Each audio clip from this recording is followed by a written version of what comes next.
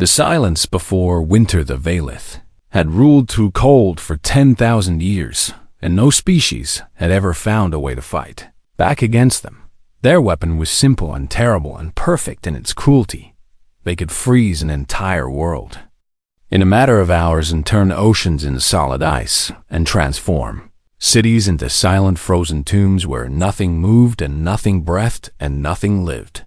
The other species of the galaxy had learned to obey because the alternative was extinction high. Arbiter Kelros stood on the bridge of his command vessel and watched the planet Thesan 4 spinning slowly below him, and he felt nothing but cold satisfaction at what was about to happen. The Thesani had refused to pay their harvest tribute, and they had done so with polite words and gentle explanations about crop failures and hungry children, and they had asked for mercy, and understanding Kales had listened to their pleas, and then he had given the order the cryogenic bombs fell through the atmosphere like silver tears, and when they detonated they released a wave of absolute cold that spread across the planet like a disease, and the temperature dropped so fast that birds froze in mid-flight and fell from the sky like stones. Within 6 hours, the oceans had turned to ice, and the rivers had become solid ribbons of frozen white, and the forests had become brittle sculptures that shattered in the wind. Within 12 hours, there was no wind at all because even the atmosphere had begun to freeze and settle like snow onto the silent ground. The Valith called this the freezing, and they considered it a mercy because it was quick and clean, and it served as a lesson to other worlds that might think about defying them. Kalros watched the planet die, and he felt only the satisfaction of duty fulfilled.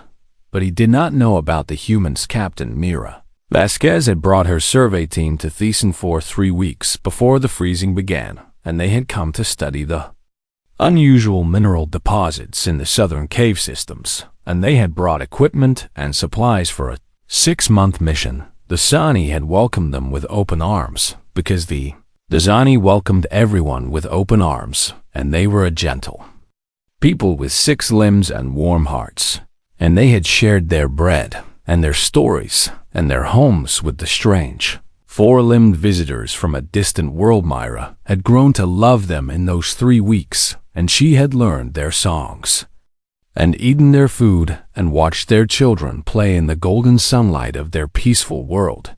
She was deep in the caves when the freezing began.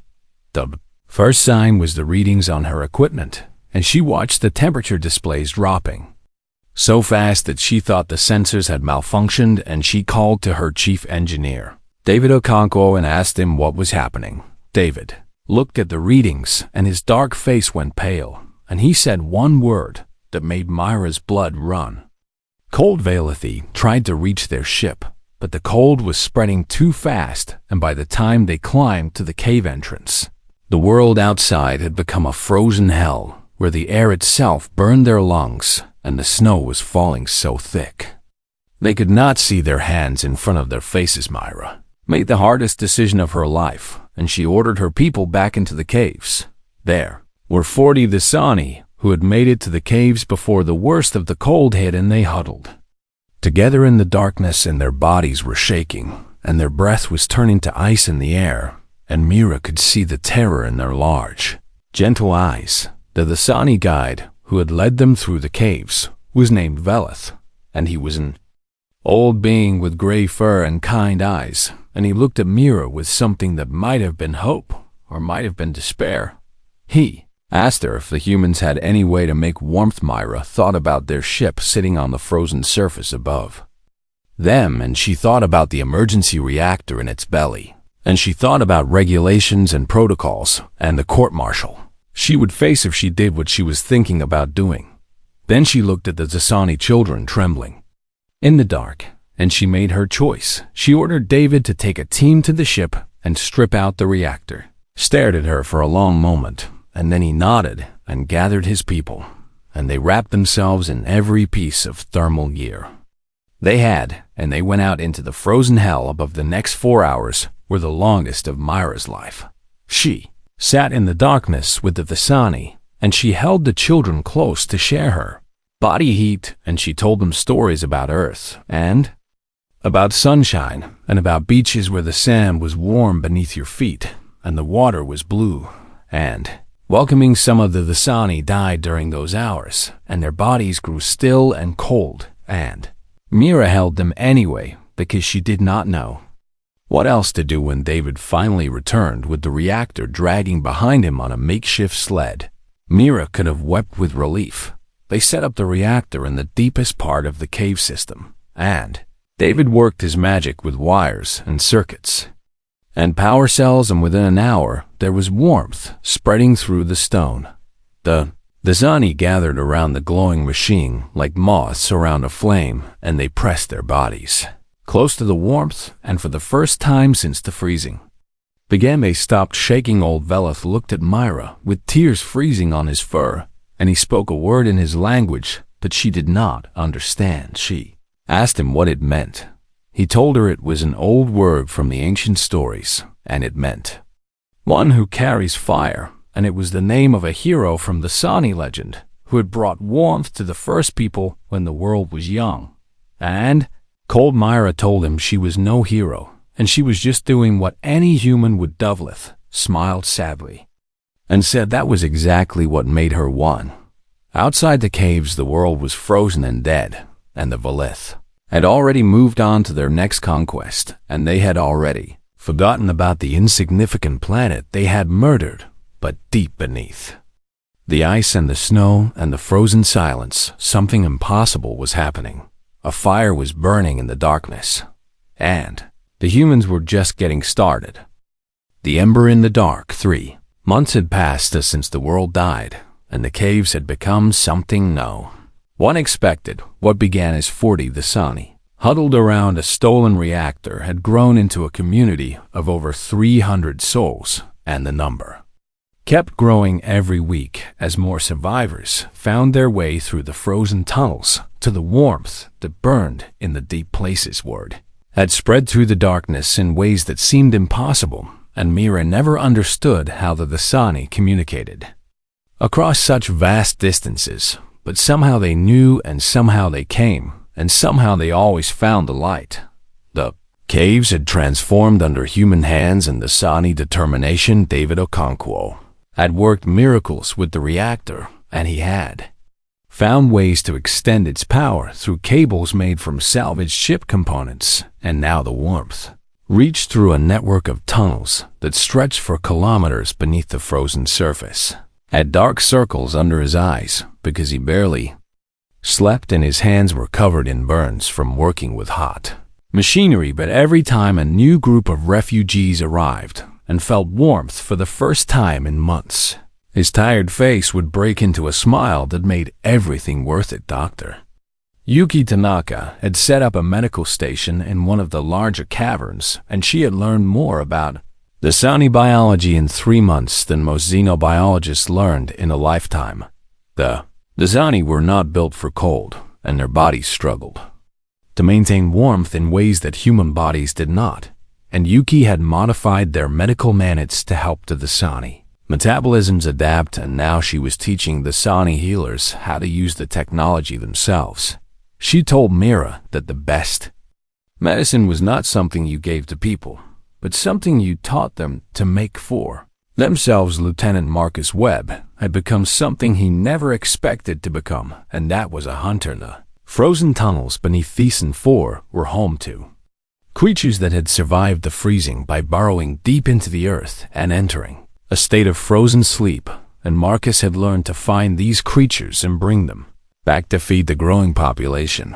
He led hunting parties through tunnels so cold that breath turned to ice before it left your mouth, and he taught the Dasani volunteers how to move quietly and strike quickly and survive in conditions that should have killed them. The Dasani had never been hunters before because their world had been gentle and abundant, and they had never needed to take life to survive. But hunger was a powerful teacher, and they learned fast. But it was Myra who had changed the most in those 3 months. Dasani had started calling her Kareth Sol, and at first she did not understand what the word meant, and she had to ask old Veleth to explain it to her.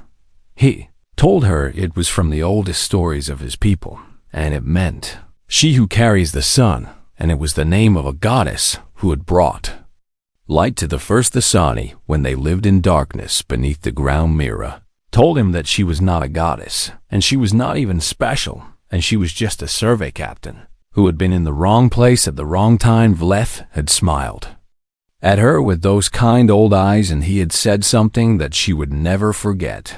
He said that the sun did not know it was special either, and it simply burned because that was its nature, and the fact that it gave life to everything around. It was simply what happened when something burned bright enough. Myra did not know how to respond to that. The truth was that she had become more than a captain in those 3 months, and she had become a leader and a symbol and a source of hope for beings who had lost everything. She made decisions about food distribution and tunnel expansion and defense protocols, and she settled disputes between refugees, and she held dying Dasani in her arms, and she never let anyone see her cry at night. She would find a quiet corner of the caves, and she would sit in the darkness and let the tears fall where no one could see them, and she would wonder if she was strong enough to carry the weight that had been placed on her shoulders. But every morning, she would wipe her face and stand tall and walk out into the light of the reactor, and the Dasani would look at her with hope in their eyes, and she would find the strength to keep going for another day. Valith discovered them on the 93rd. The patrol ship had been scanning the planet's surface for unusual energy signatures, and they had detected the heat bloom from the reactor, and they had reported it to their superiors as a possible geothermal anomaly. High Arbiter Kalros was busy with other matters, and he had ordered a small cleanup crew to investigate and eliminate whatever was causing the readings. Expected them to find a volcanic vent or a malfunctioning piece of Dasani technology. He did not expect them to find 300 survivors and a dozen humans in a fire burning in defiance of everything. The Valith believed the Valith soldiers descended through a surface access tunnel in their environmental suits, and they carried weapons designed to freeze organic matter solid in seconds, and they expected to find nothing more than a minor cleanup operation. They found Marcus Webb waiting for them with 20 Dasani volunteers armed with improvised weapons made from mining equipment. Dasani had always been peaceful beings, and they had never raised a hand in violence against any living creature in all their recorded history. But 3 months of watching their children learn to laugh again beside human heat sources had changed something fundamental in their souls, and when the humans taught them that fire could be thrown and ice could be melted, and the cold their oppressors worshipped was just another enemy to be fought, they learned faster than anyone expected. The battle lasted less than 10 minutes. The Valith had never fought an enemy that used heat as a weapon, and they had never faced beings who were willing to die rather than return to the cold. And they had never imagined that the gentle Dasani could fight with such desperate ferocity. When it was over, the Valith soldiers lay frozen on the tunnel floor, and their bodies had been killed by their own cryogenic weapons turned against them, and their environmental suits had been breached by thermal grenades that David had built from mining explosives. Myra looked at the bodies, and she felt something cold settle in her chest that had nothing to do with the temperature. She knew that this was only the beginning. She knew that the Valith would send more soldiers and more weapons and more death. But she also knew something else. She knew that her people had proven something important in those 10 minutes of desperate fighting. She knew that the cold could be beaten, and she knew that fire once lit was very hard to put out. The first Flame-High Arbiter Kalros received the report in his private chambers aboard his command vessel, and for the first time in his long life he felt something that might have been confusion. The cleanup crew had not reported back, and when he sent a probe to investigate, he found their bodies frozen in a tunnel beneath the surface of a world that was supposed to be dead. The probe's sensors showed heat signatures deep beneath the ice, and they showed movement, and they showed life where no life should exist. Kalros studied the data for a long time, and he tried to understand how this was possible. The freezing was absolute, and it was final, and no species had ever survived it in 10,000 years of Velith dominion, and the very idea that something could be alive on Thesan 4 was offensive to everything he believed. He ordered a full military deployment. 3 legions of Velith soldiers descended on the frozen world, and they brought weapons that could shatter mountains and freeze oceans, and they brought 10,000 years of conquest behind them. They expected to find a handful of survivors hiding in holes. They found a war mare had spent the weeks since the first battle preparing for this moment, and she had known that the Velith would return in force, and she had done everything possible to be ready. The cave systems of southern Thesan 4 stretched for hundreds of kilometers beneath the frozen surface, and they connected to other cave systems that connected to still others, and the entire underground was a maze of tunnels and chambers that the Velith did not understand. Myra understood them because old Velith had taught her, and because the Thesani knew their world in ways that no invader ever could. She divided her forces into small groups, and she scattered them throughout the tunnel network, and she gave each group a mission and a purpose and a reason to fight. David led a team of engineers who planted thermal charges at key intersections, and they could collapse tunnels on advancing Velith soldiers or open new passages to escape routes at a moment's notice. Yuki led medical teams that moved through the darkness like ghosts, and they treated the wounded and carried the fallen and kept the fighters alive long enough to fight again. Marcus led the hunters, and they had become something far more dangerous than hunters in the weeks since the first battle, and now they were warriors who struck from the shadows and vanished before the Velith could respond. But the most important change was in the Thesani themselves. They had spent their entire history as a peaceful species, and they had believed that violence was wrong, and that fighting was beneath them, and that the proper response to aggression was submission and acceptance. The humans had taught them something different. Humans had taught them that there was nothing noble about dying on your knees, and there was nothing peaceful about letting your children freeze, and there was nothing wrong with fighting back against those who would destroy everything you loved. The Zani had listened, and they had learned, and they had changed. An old Thesani grandmother named Sarith had come to Mira one night, and she had asked to learn how to fight, and Myra had asked her why. Sarith had told her about her grandchildren who had frozen to death in the first hours of the freezing, and she had told her about holding their small bodies as they grew cold, and she had told her about the rage that had been burning in her heart ever since she said she was too old to have much life left.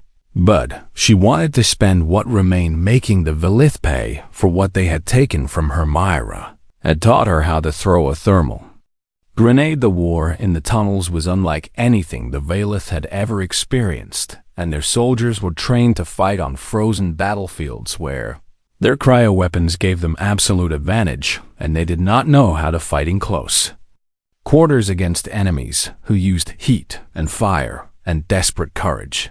Every tunnel was a trap, and every shadow held danger, and every step forward cost them soldiers they could not afford to lose. The Zani fought with a fury that surprised even Mira, and they fought not because they wanted to kill, but because they wanted to live, and they wanted their children to live, and they wanted their world to be warm again. Kalros watched the casualty reports climb higher and higher, and he felt something he had never felt before in his long career of conquest. He felt doubt. The Velith had frozen 1,000 worlds, and they had crushed 100 rebellions, and they had never once failed to achieve total victory. But this was different. These humans were different. They did not surrender when the cold closed in, and they did not despair when their friends fell, and they did not stop fighting no matter how many soldiers Kalros sent against them. They burned with something that the Velith did not understand, and that fire was spreading to the Thesani and to every survivor who found their way to the warmth in the darkness. Myra knew that they could not win a direct war against the Velith legions, and she knew that eventually the enemy would find their main caverns and overwhelm them with sheer numbers. But she also knew something that Kelros did not know she knew about the world Heart. Velith had told her the story one night when the fighting had paused, and they sat together in the warmth of the reactor. He told her that long ago, before the Thesani had built cities on the surface, they had lived in the deep places beneath the ground, and they had drawn warmth from the heart of the world itself. There were old tunnels that led down to places where the rock was hot, and the water boiled, and the planet's own fire burned eternal and the ancient. The Zani had built great machines to capture that heat and bring it to their homes when they moved to the surface. They had sealed those tunnels and forgotten the old ways, and the world heart had slumbered in the darkness for 10,000 years. Myra looked at Velith, and she asked him if the world heart could be awakened. Velith was silent for a long moment, and then he said that he did not know, but he knew where the old tunnels were, and he knew the songs that his grandmother had taught him about the path to the heart of the world. Myra gathered her best people, and she made a plan that was either brilliant or insane, and probably both. They would fight their way through Velith-occupied territory, and they would find the old tunnels, and they would descend to the world heart, and they would wake the fire that slept beneath the ice. It was a desperate gamble, and Mira knew that most of them would probably die trying. But she also knew that if they succeeded, they would change everything. The fire in the caves was keeping hundreds alive, but it was not enough to save a world. The fire in the heart of Thesan 4 could melt the ice itself. The journey to the world heart took them through tunnels that no living being had walked in 10,000 years. Mira led a team of 30 fighters through the darkness, and they moved carefully because every shadow could hide a Velith patrol, and every wrong turn could lead them into a dead end where the cold would claim them. Old Velith walked beside her, and he sang quiet songs in the ancient tongue of his people, and somehow the songs seemed to guide them through passages that should have been impossible to navigate. David stayed behind to protect the main caverns, and Mira had argued with him about this for hours, but he had been firm, and he had told her that someone needed to keep the reactor running, and someone needed to lead the defense if the Velith found their home. He had hugged her before she left, and he had told her to come back alive, because he was not going to explain to the Sani children why their Rey Kareth Saul was not coming home. Myra had promised him she would return, and she hoped it was not a lie. The old tunnels were strange and beautiful and terrifying all at once, and they were carved with symbols that Velith said were prayers to the fire beneath the world, and they glowed with a faint warmth that grew stronger the deeper they descended. Marcus walked at the front of the column with his hunters, and they had become something more than human in the months of underground war, and they moved through the darkness like predators, and their eyes had adjusted to see in light so dim that normal humans would have been blind. Yuki walked in the middle with her medical supplies, and she treated injuries as they traveled, and she kept everyone moving even when exhaustion threatened to drag them down. They encountered Velith patrols twice in the first day of travel, and both times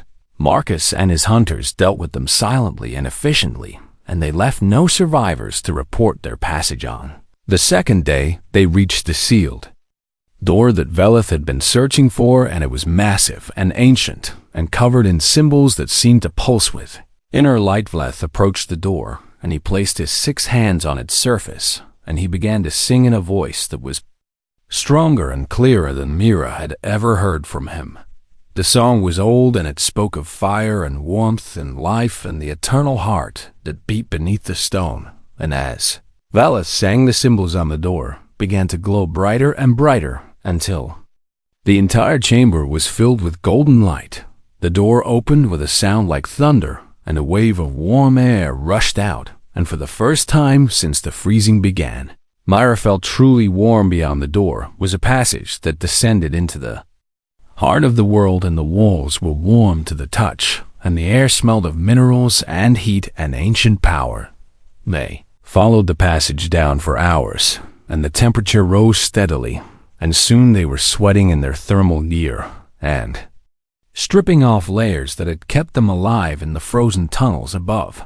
At the bottom of the passage, they found that Worldheart was a cavern so vast that Mira could not see the far walls, and in the center was a lake of molten rock that glowed orange and red and yellow and cast dancing shadows on the ceiling high above her. Round the lake were machines that the ancient Zani had built, and they were covered in dust and silence, but they were not broken, and they were not dead. Veleth walked among the machines, and he touched them with reverent hands, and he spoke to them in the old tongue as if they were sleeping children who needed to be gently awakened. He turned to Mira, and he told her that the machines could be restarted, but it would take time and knowledge that he was not sure he possessed. Mira looked at the ancient technology, and she saw things that reminded her of human engineering, and she saw things that were completely alien, and she saw things that were somewhere in between. She called David on their communication link, and she described what she was seeing, and she asked him if he could help. David listened to her descriptions, and he asked questions, and he made suggestions, and slowly they began to understand how the ancient machines worked. It took 3 days to restart the world hearth. Days of trial and error and failed attempts and small victories, and David's voice crackling through the communicator with ideas and encouragement, and occasional swearing when things went wrong. On the morning of the 4th day, Veleth pressed a final sequence of controls, and the machines hummed to life, and the ground began to shake, and the lake of molten rock churned and bubbled and rose higher in its basin somewhere. Far above them, vents that had been sealed for 10,000 years cracked open, and volcanic heat began to pour through channels that ran beneath the frozen surface of Thyssen. Mira felt the rumble through her boots, and she felt tears running down her face, and she did not try to hide them. The freezing was not over, but it was broken. High Arbiter Kelros stood on his command deck and watched his perfect frozen monument begin to crack and bleed. His sensors showed heat plumes erupting across the southern continent, and they showed ice sheets beginning to fracture, and they showed liquid water flowing for the first time in a year. He understood what was happening, and he understood that he had lost. The humans had found a way to fight back against the cold itself, and they had taught the Visani to fight, and they had awakened something that should have stayed buried forever. He could send more soldiers and more weapons and more death, but it would not matter because the fire was spreading, and it could not be stopped. For the first time in 10,000 years, Avalith, High Arbiter felt something that his species had almost forgotten how to feel. He felt fear. He opened a communication channel to the surface, and he offered terms of surrender. Mira received the message in the depths of the world heart, and she listened to the Velith's offer, and she felt something cold and hard settle in her chest. The Velith wanted to withdraw from Thessen's system and leave the planet to its survivors and pretend that this had never happened. They wanted to contain the damage and prevent the story from spreading to other worlds under their control. Mira thought about the Visani children who had frozen to death in the first hours of the freezing, and she thought about old Sarith and her grandchildren, and she thought about every being who had died in the cold because they Velith believed they had the right to murder worlds. She opened a channel to respond, and she spoke clearly and calmly, and she felt the weight of every soul who had been lost pressing down on her shoulders. She told them no. The fire that spreads the galaxy was watching. For 10,000 years, the Velith had ruled through fear, and the fear had been absolute because no one had ever survived the freezing, and no world had ever fought back against the endless cold. But Thessen 4 had changed everything. The story spread through secret channels and whispered communications and encrypted messages that passed from world to world beneath the notice of Velith's sensors. A frozen planet had refused to die, and humans had taught them how to burn, and the impossible had become possible on a dozen subjugated worlds. Beings who had lived in fear for generations began to ask questions they had never dared to ask before. If the Sani could fight back then, why not them? If the cold could be defeated on one world, then why not on others? If 12 humans could spark a revolution, then what might happen if more humans came? High Arbiter Kelros understood the danger. even if his superiors did not, and he tried to explain to the Velith High Council that this was not a military defeat, but something far worse. This was the death of an idea the Velith had ruled because everyone believed. They could not be beaten, and now that belief was crumbling, and once it was gone, it would never return. The council did not listen because they were old and proud, and they had never known failure, and they could not imagine that a handful of warm-blooded mammals and their primitive allies could threaten an empire that had stood for 10,000 years. They sent more ships to Thesan 4, and they demanded unconditional surrender, and they threatened to deploy weapons that would crack the planet's crust and destroy the world. Heart Forever Myra received their ultimatum, and she gathered her people in the great cavern where the reactor still burned, and she told them what the Velith had demanded. The Zani listened in silence, and then old Velith rose to speak. He told them that the Dasani had always been a peaceful people, and they had always believed that surrender was better than destruction, and they had always accepted that some things were worth dying for, but nothing was worth killing for. Paused, and he looked around at the faces of his people, and he saw something in their eyes that he had never seen before. He saw fire. He told them that he had been wrong, and his ancestors had been wrong, and there were things worth fighting for, and there were things worth killing for, and the lives of their children and the warmth of their world and the freedom of their people were worth any price. He told them that the humans had shown them a truth they had forgotten, and that truth was simple and powerful and eternal. Cold was just the absence of fire, and fire could be made anywhere by anyone willing to burn. The Dasani cheered, and the sound echoed through the caverns, and for a moment, Mira felt her heart might burst with pride and love for these gentle beings who had found the strength to become warriors. She sent a message to the Velith fleet, and she told them that Thesan 4 would not surrender, and she told them that the Dasani would fight to the last breath, and she told them something else that made High Arbiter Calros go very still. She told them that humanity was coming. The message she had sent months ago had reached Earth and the colonial worlds and the scattered outposts of human civilization, and it had told them what was happening on a frozen world in the Orion Spur. Humans had responded the way humans always responded when they heard about someone in trouble. They had come to help. The first human ships arrived 3 days after Mira sent her defiance to the Velith, and they were not military vessels, but colony ships and cargo haulers, and private yachts and anything else that could make the journey.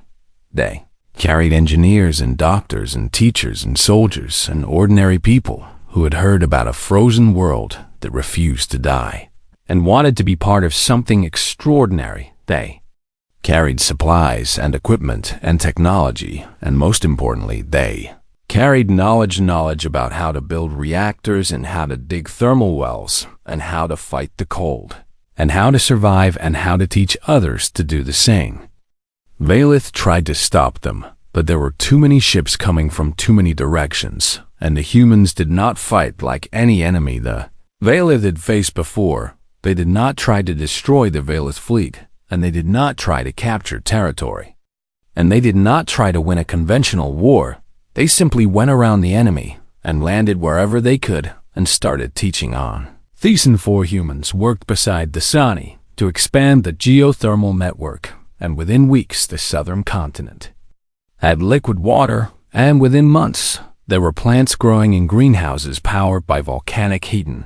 Other worlds under Velith control humans arrived with small reactors and big dreams, and they found beings who were desperate for warmth and ready to learn. The Velith could not freeze every world at once, and they could not stop every ship, and they could not kill every human, because there were always more coming. The rebellion spread like fire, because that was what fire did within a year.